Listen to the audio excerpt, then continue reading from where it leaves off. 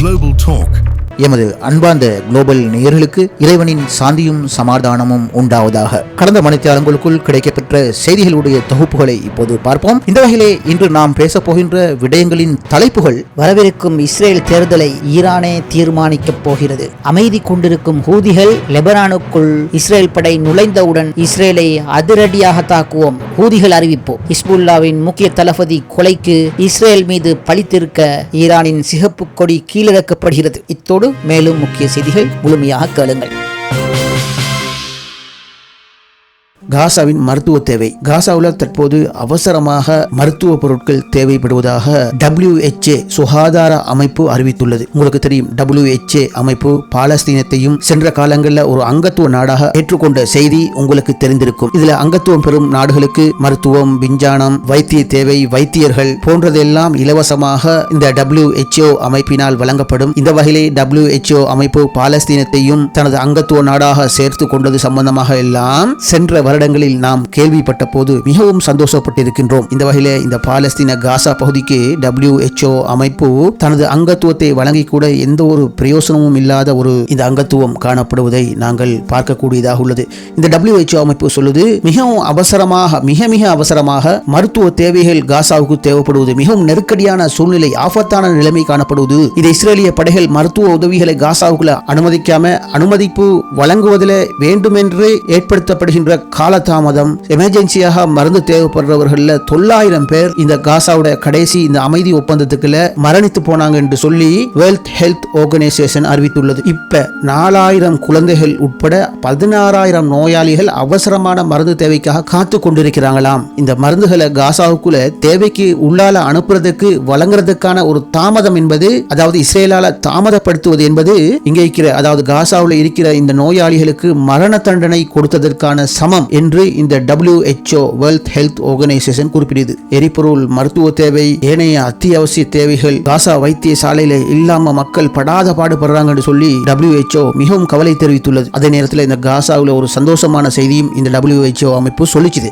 அதாவது மே மாசம் 2024 முதல் இன்று வரையும் சுமார் 119 முறை மிக கடுமையாக பாடுபட்டு காசாவில் உள்ள சிலரை, அதாவது இனி மருத்துவம் வேண்டும் என்று இஸ்ரேலிய கெடுபிடிகளுக்கு மத்தியில் சர்வதேசங்கள் எல்லாம் அழைத்து 5500 குழந்தைகள் உட்பட சுமார் 8000 நோயாளிகளை காசாவிலிருந்து வெளிநாடுகளுக்கு சிகிச்சைக்காக எடுத்து சென்றோம் என்று இந்த WHO அமைப்பு கூறுகிறது. மேலும் இந்த அமைப்பு கூறும் போது, இந்த காசாவில் இன்னும் ஆயிரக்கணக்கான நோயாளிகள் மிகவும் மோசமான நிலையில், ஒரு நிச்சயமில்லாத எதிர்காலத்தில் அவர்கள் மருத்துவ தேவையோடு அவர்கள் வாழ்கின்றார்கள் என்று WHO அமைப்பு குறிப்பிடுகிறது. ஹூதிகள் ஹிஸ்புல்லாவுக்கு அனுப்பிய செய்தி உங்களுக்கு தெரியும். ஹிஸ்புல்லாவுடைய மூத்த தளபதி அல் ஹைத்தாம் என்பவர் இஸ்ரேலுடைய வான்படையின் தாக்குதலால் கொலை செய்யப்பட்டார். இந்த ஹைத்தாம் என்பவர் சில குறிப்பிட்ட வருடங்கள் யெமன் ஹூதிகளோடு சேர்ந்து சவுதி அரேபியா படைக்கு எதிராக 2015-14 ஆண்டு காலத்தில் போராடுவதற்காக லெபனானில் இருந்து யெமன் ஹூதிகளோடு போய் யெமனில் இருந்துள்ளார். இந்த ஹைத்தாம் அவர்கள் மரணித்தது சம்பந்தமாக ஹிஸ்புல்லா அமைப்பு விடுத்த செய்திகளின் போது, மிக சரியான தருணத்தில் நாங்கள் இஸ்ரேல் நினைக்காத போரினை ஏற்படுத்த நாங்கள் தயாராக இருக்கின்றோம் என்று செய்திகளை வெளிப்படுத்தியுள்ளனர். அதே நேரத்தில் ஹூதிகள் இது சம்பந்தமாக ஹிஸ்புல்லாக்களுக்கு அறிவிக்கும் போது, இஸ்ரேல் இராணுவ ரீதியாக இலக்கை அடைய முடியாத கோழைகள் என்று குறிப்பிட்டு, போராளிகளும் போர் தளபதிகளும் நிராயுதபாணிகளாக நிற்கும் வேளை, அதாவது போர் அல்லாத காலங்களில் அவர்கள் மீது கொலை தாக்குதலை செய்வது வெட்கக்கேடானது, கோழைத்தனமானது என்று ஹூதிகள் ஹெஸ்புல்லாவுக்கு அனுப்பிய செய்தியில் எழுதியுள்ளனர். மேலும் ஹெஸ்புல்லாக்களிடம் குறிப்பிடும் போது, லெபனானை பாதுகாக்க என்றும் இந்த ஹூதிகள் தயாராகவே இருக்கின்றனர். இஸ்ரேலிய படை காசாவில் போரை ஆரம்பித்தாலோ அல்லது லெபனானுக்குள் ஹெஸ்புல்லாவை நோக்கி போரை ஆரம்பிக்கும் போது, ஹூதிகளாகிய நாம் மறுபடியும் இஸ்ரேலுக்கும் அமெரிக்காவுக்கும் பாடம் கற்பிப்போம், செங்கடல் பிரதேசத்தையே முழுமையாக இழுத்து மூடுவோம் என்று ஹூதிகள் ஹெஸ்புல்லாவுக்கு அறிவித்துள்ளனர். மேலும் ஹூதிகள் குறிப்பிடும் போது, இந்த தளபதி ஹைதாம் அவர்களுடைய கொலையில் இஸ்ரேல் மாத்திரம் பின்னணியாக இருக்கவில்லை, இதற்கு பின்னால் மத்திய கிழக்கில் உள்ள இஸ்லாமிய அரசாங்கங்கள் இதற்கு உடந்தையாக இருக்கின்றது என்று விமர்சித்துள்ளது. இறுதியாக ஹூதிகள் குறிப்பிடும் போது, நாங்கள் என்றும் காசாவுக்காகவும் லெபனானுக்காகவும் இருப்போம் என்று அவர்கள் குறிப்பிட்டுள்ளார்கள். ஹிஸ்புல்லா தளபதியை கொலை செய்த இஸ்ரேலுக்கு விரைவில் கடுமையான பதிலடி கொடுக்கப்படும் என்று ஈரான் கடும் எச்சரிக்கை. ஹிஸ்புல்லாக்களுடைய ராணுவ தளபதி ஹைதாம் அலி அவர்கள் கொலை செய்யப்பட்டது சம்பந்தமாக ஈரான் கண்டன அறிக்கையை வெளியிட்டுள்ளது. இந்த கண்டன அறிக்கையில் ஈரான் சொல்லுது, இஸ்ரேல் போர் நிறுத்தத்தை மீறி பல முறை கோழைத்தனமான தாக்குதல்களை செய்து வருகிறது. இந்த சியோனிசிய ஆட்சியின் இனப்படுகொலை, காட்டு மிராண்டித்தன நடவடிக்கைகள் எல்லை கடந்து சென்று கூட சர்வதேசமும் மனித உரிமை அமைப்புகளும் மௌனம் காத்து வருவதோடு செல்லுபடியற்ற நிறுவனங்களாக அமைப்புகளாக இன்று இந்த நாடுகளும் சர்வதேச அமைப்புகளும் மாறிவிட்டது. இந்த வெள்ளை மாளிகையுடைய போர்வெறி பயங்கரவாதத்தை வளர்க்கும் ஆட்சியாளர்களிடமிருந்து ஆதரவு பெறுவது IRGCக்கு மிகவும் வருத்தம் தெரிவிக்கின்றது. சந்தேகமின்றி இஸ்லாமிய வீரர்களுடைய இரத்தத்திற்கு பழி வாங்கும் உரிமை ஹிஸ்புல்லாக்களுக்கு உண்டு. மேலும் சரியான நேரத்தில் பயங்கரவாத இஸ்ரேல் ஆக்கிரமிப்புக்கு எதிராக ஒரு நசுக்கான பதில் காத்திருக்கின்றது என்று IRGC செய்தி வெளியிட்டுள்ளதாக தஸ்னிம் நியூஸ் ஏஜென்சி குறிப்பிடுகிறது. கடந்த ஞாயிற்றுக்கிழமை பகல் வேளையில் பெய்ரூத் தெற்கு நகர்ப்புற பகுதியில் குறித்த குடியிருப்பு பொதுமக்கள் கட்டடத்தின் மீது இஸ்ரேல் வான்வழி தாக்குதல் நடத்தியது. இந்த கட்டிடத்தில் காணப்படும் 4வது 5வது தட்டுகள் இஸ்ரேலிய விமானப்படையினால் வான்வழி தாக்குதலுக்கு உள்ளானது. இதனால் அன்று 28 பேர் படுகாயமடைந்ததுடன் 5 பேர் மரணத்தை தழுவினர். இந்த தாக்குதலின் போது ஹிஸ்புல்லாக்களுடைய ராணுவ கட்டமைப்பின் தளபதி ஹைதாம் அலி தபடாயி என்ற ஒருவர் வீரமரணம் அடைந்ததாக ஹிஸ்புல்லா இன்று அதிகாரப்பூர்வமாக தகவல் வெளியிட்டுள்ளது. இந்த வகையில ஈரான் விடுத்துள்ள செய்தி அடிப்படையில கிட்டத்தட்ட இஸ்ரேலுக்கு பெரிய ஒரு பருப்பு ஒன்று இருக்க போகுது என்பது புலனாகிறது. தஸ்னீம் நியூஸ் ஏஜென்சியின் ஒரு பெண் பத்திரிகையாளர் 3 மாதமாகியும் எந்த ஒரு தகவலும் இல்லை. எமது குளோபல் லைப்ரரி நியூஸ் சேனல்ல இறுதியாக ஒரு பதிவை, ஆனால் அதிகமானவர்கள் அவற்றை பார்க்கவில்லை. காரணம், இஸ்ரேலிய சிறைக்கூடங்களில் நடக்கிற நிகழ்ச்சிகளை காதினாலேயே கேட்க முடியாது. அநேகமாக நான் ஒரு செய்தியை பதிவிட்டு பலமுறை திரும்ப நேரம் கிடைக்கும் போது கேட்பேன். தொழில்நுட்ப சிக்கல்கள் அல்லது வார்த்தைகள் ஏதாவது சிக்கல்கள் ஏற்பட்டுதான் சொல்லி எனது காணொலியை அநேகமாக நான் திரும்ப பார்ப்பது வழமை. ஆனால் நான் இறுதியாக பதிவிட்ட காணொலியை 2 முறை கூட என்னால் திரும்ப கேட்க முடியாமல் போய்விட்டது. காரணம், உள்ளத்தில் மிகவும் பாரமான அந்த செய்தி என்னாலேயே கேட்க முடியாமல் இருந்தது. அந்த மாதிரி சகோதரர்களே, கிட்டத்தட்ட 3 மாதங்களாகியும் தஸ்னீம் நியூஸ் ஏஜென்சியுடைய ஒரு பெண் பத்திரிகையாளர் இந்த கொடுங்கோல் இஸ்ரேல் படைகளால் கைது செய்யப்பட்டு அழைத்து செல்லப்பட்டாராம். இதுவரை அந்த பெண் பற்றிய எந்த ஒரு தகவலும் கிடைக்கவில்லை என்று தஸ்னீம் நியூஸ் ஏஜென்சி குறிப்பிடுகிறது. கைது செய்து அழைத்து செல்கின்றார்களா என்று சிந்திக்கும் போது எனக்கு அந்த இறுதியாக நான் வாசித்த அந்த பதிவு தான் எனக்கு ஞாபகத்தில் வருகிறது. பாலஸ்தீனத்தின் மேற்கு கரை பெய்த் உமர் என்ற ஒரு இடத்துல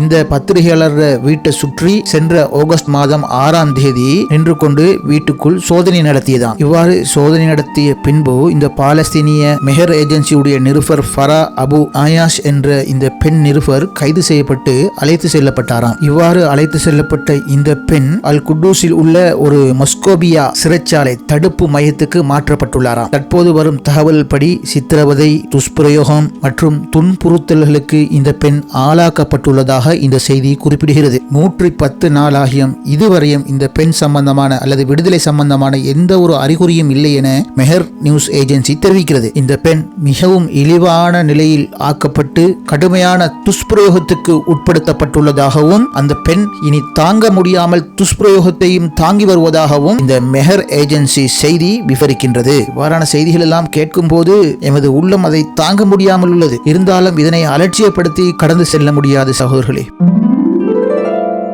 இஸ்ரேலில் இருக்கிற புலனாய்வு அதிகாரி, அதாவது ஈரானை பற்றி உள்ள பெரும் புலனாய்வு அதிகாரி தற்போது ஓய்வு பெற்றிருக்கின்றார். இவர் சொல்லிக்கிறாரு, இந்த ஈரான் இஸ்ரேலுக்குள்ள பெரும் அரசியல் குழப்பத்தை ஏற்படுத்தி வருவது அப்படின்ற ஒரு அறிக்கையை வெளியிட்டிருக்கிறார். அது என்னன்னு சொல்லி பார்ப்போம். இங்க நீங்க பாக்குற ஆளுடைய பேர் தான் பெனி சிட்ரினியோச்சன் சொல்ற இஸ்ரேலுடைய முன்னாள் உளவு அதிகாரி. இவரு சுமார் 25 ஆண்டுகளாக IDF, அதாவது இஸ்ரேலுடைய மிலிட்டரி இன்டெலிஜென்ஸ் டைரக்டராக வேலை பார்த்த ஒருவர். இவருக்கு வேலை என்னன்னு சொன்னா ஈரானை பத்தி உளவு பார்க்கிறது. அப்படின்னா என்ன அர்த்தம்?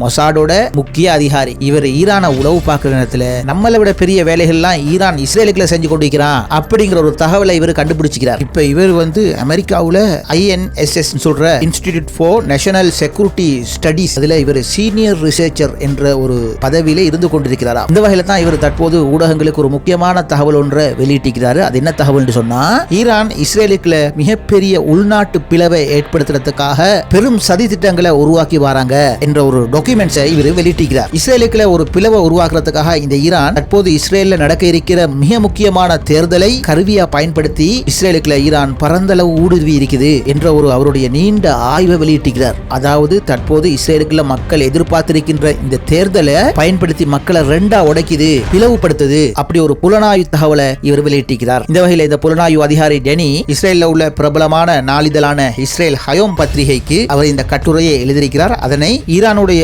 கயான் வெப்சைட் பாரசீக மொழியில அந்த செய்தியை வெளியிட்டிருந்தது. இந்த வகையில் அவர் எழுதின விஷயம் என்னன்னு சொன்னா, கடந்த சில ஆண்டுகளில் குறிப்பாக அக்டோபர் 7க்கு பிறகு ஈரான் இஸ்ரேல் சமூகத்தை பிளவுபடுத்த பல்வேறு செயல் திட்டங்களை செய்து வருவதற்காக இஸ்ரேல் தேர்தலை பயன்படுத்தி இஸ்ரேல் சமூகம் முழுவதும் குழப்பத்தை உருவாக்குவதற்கான திட்டங்களை தீட்டி வருகிறது. ஈரான் இந்த வகையில பல சமூக வலைத்தளங்களை எபிரேய மொழி அதாவது ஹிப்ரு மொழியில உருவாக்கி இஸ்ரேலுக்குள்ள பல்லாயிரக்கணக்கில் ஊடுருவ செஞ்சுக்கிறாங்க ஈரான். அதாவது ஃபேஸ்புக், யூடியூப், இன்ஸ்டாகிராம் அந்த மாதிரி பல்வேறு சமூக ஊடகங்கள் எல்லாம் ஈரான் என்ன செய்யுது, எபிரேய மொழியில் அதாவது ஹிப்ரு மொழியிலேயே வெவ்வேறு கணக்குகளை உருவாக்கி அந்த சமூக வலைத்தளங்கள் ஊடாக இஸ்ரேலர்களுடைய பெயர்களிலேயே இஸ்ரேல் சமூகத்தை பிளவுபடுத்த அல்லது ஒற்றுமையை சீர்குலைக்க, இஸ்ரேல் அரசாங்கத்தை தோற்கடிக்க, அவர்கள் விரும்பும் ஆட்சியை இஸ்ரேலுக்குள் ஏற்படுத்துவதற்காக இவ்வாறான வேலை திட்டங்களை செய்து வராங்க. இதில் அதிகமானது பொய்யான செய்திகளும் தவறான தகவல்களும் சமூகத்தை கலங்க செய்யும் உள்ளடக்கங்களும் பரவி வருகிறது.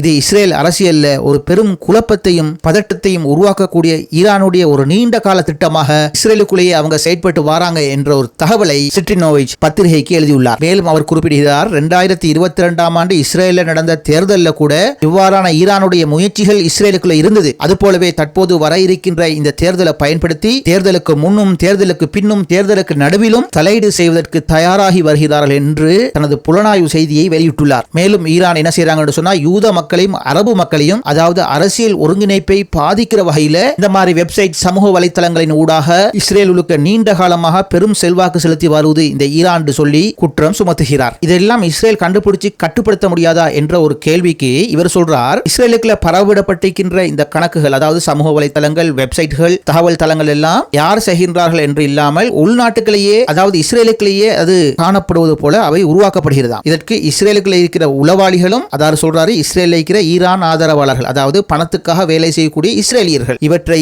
நெறிமுறைப்படுத்த இயக்கிறதுக்கு ஈரானுக்கு மறைமுகமாக உதவி வருவதாகவும் இவருடைய ஆய்வுகள் விரிந்து கொண்டே போகிறது. மேலும் சொல்கிறார், சமூக வலைத்தளங்கள்ல மறைந்து செயற்படுகிற தனிப்பட்ட பெரும் குழுக்கள் ஈரானால் உருவாக்கப்பட்டிருக்கின்றது. இந்த குழுக்களை கொண்டு தற்போது நடக்க இருக்கின்ற இஸ்ரேல் தேர்தலின் நம்பகத்தன்மையை இஸ்ரேல் மக்களுக்கு சந்தேகத்தை ஏற்படுத்தி இஸ்ரேலுக்குள்ள வன்முறையும் குழப்பங்களையும் உருவாக்குற வேலைகளை ஈரான் செய்யறாங்க என்று அவர் குறிப்பிடுகிறார். மேலும் சொல்றார் அவர், 2020 அமெரிக்க தேர்தலில் கூட தேர்தலை திசை திருப்புறதுக்காக இந்த மாதிரி திட்டங்களை ஈரான் செஞ்சாங்க. அதுக்காக ப்ரவுட் பாய்ஸ் சொல்ற ஒரு வலதுசாரி இயக்கத்தின் பெயரை போல ஒரு வெப்சைட்கள் சமூக வலைத்தளங்கள் எல்லாம் உருவாக்கப்பட்டு அமெரிக்காவுக்கு வாக்காளர்களை வாக்குப்பதிவிலிருந்து திசை திருப்புவதற்கான சகல வேலைகளும் இந்த ஈரான் தான் செய்து வந்தாங்க என்கிறதும் இவர் சொல்றார். அதாவது இவர் சொல்றாரு, இந்த ப்ரவுட் பாய்ஸ் 2020ஆம் ஆண்டு அமெரிக்காவில் ஒரு நிலையான அரசாங்கம் இருக்கக்கூடாது என்பதற்காக அமெரிக்காவுக்கு ஈரான் திட்டமிட்டு ஊடுருவல் செய்ததாம். இந்த வகையில அமெரிக்காவில் இருக்கிற ப்ரவுட் பாய்ஸ் சொல்ற சிறுபான்மை குழுக்களுக்கு எதிரான ஒரு வலதுசாரி தாக்குதல் மனப்பாங்கு கொண்ட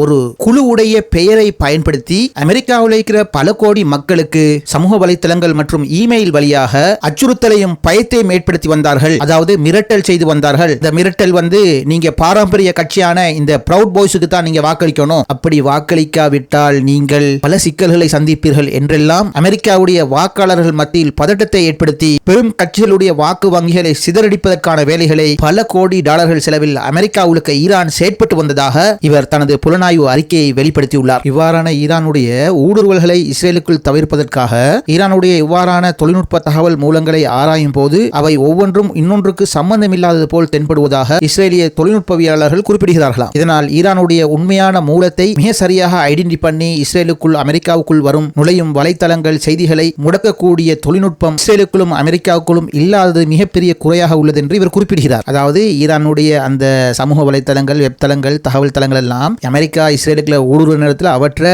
சரியா ஐடென்டி பண்ணி டிடெக்ட் பண்ண முடியாது. அப்படித்தான் டிடெக்ட் பண்ணா அது இவருடைய தான் சொல்லி சரியா கண்டுபிடிக்க முடியாத ஒரு நிலைமை காணப்படுவது என்று இவர் சொல்றார். இது மாத்திரம் இல்லாமல் ஈரானுடைய சைபர் குழுக்கள் இஸ்ரேலுடைய சகல இணையதளங்களையும் ஹேக் செய்து எதிர்வரும் வர இருக்கின்ற இஸ்ரேலுடைய தேர்தலை குழப்பக்கூடிய வாய்ப்புகள் உள்ளது என்று இவர் குறிப்பிட்டு இது இஸ்ரேலுக்கு மிகப்பெரிய சவாலாக அமைந்துள்ளது. இதற்கான கடுமையான முன்னெச்சரிக்கை நடவடிக்கை தேர்தலுக்கு முன்னே எடுக்கப்பட வேண்டும் என்று தனது கருத்தினை ஊடகங்களுக்கு வெளிப்படுத்தியுள்ளார். இவர் சொன்ன அனைத்து கருத்துக்களையும் வைத்து பார்க்கும் போது போது நமக்கு எப்படி யோசனை வருவது தெரியுமா? இது போல வேலைகள் எல்லாம் இதுக்கு முன்னாடி இஸ்ரேல் தான் செஞ்சு கொண்டிருந்தான். வல்லவனுக்கு வல்லவன் வையகத்தில் உள்ளான் என்பது போல ஈரானுடைய செயற்பாடுகள் அமைந்துள்ளது. சில காலங்களுக்கு முன்னே ஒரு எக்ஸ் தளத்தில் வந்த ஒரு காணொலியை எமது யூடியூப் தளத்தில் வெளியிட்டிருந்தோம். அதாவது இஸ்ரேலில் ஒரு குறித்த ஒரு அறையில அதிகமான இஸ்ரேலிய பெண்கள், அதாவது இஸ்ரேலிய ராணுவ பெண்கள் சமூக வலைத்தளங்களை அரபுகளில் இயக்கிற காணொலி வெளிவந்தது. அந்த காணொலியில் குறிப்பிடப்பட்டிருந்தது, இவர்களுக்கு தொழில் என்னன்னு சொன்னா போலியான கணக்குகள் மூலம் சமூக வலைத்தளங்கள் ஊடாக அரபு நாடுகளுக்குள் நுழைந்து இஸ்ரேல் பற்றிய நன்மதிப்புகளை ஏற்படுத்துதல், பாலஸ்தீன விடுதலைக்காக போராடுபவர்களை பற்றி தவறான எண்ணங்களை